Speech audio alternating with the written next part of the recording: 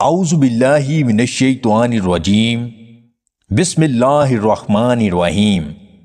تمام دیکھنے اور سننے والے ناظرین کو میری طرف سے السلام علیکم۔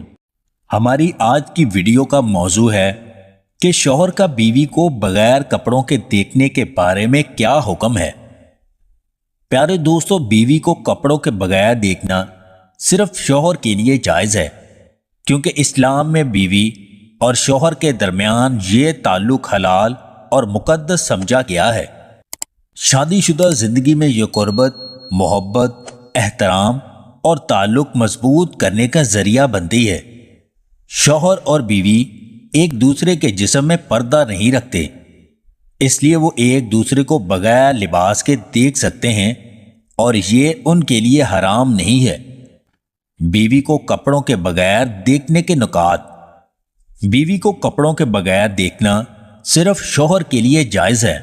یہ شادی شدہ زندگی میں محبت اور قربت بڑھاتا ہے۔ شوہر اور بیوی کے درمیان پردہ نہیں ہوتا۔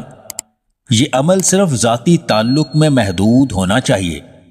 کسی غیر کے سامنے ایسا کرنا حرام اور شرمناک ہے۔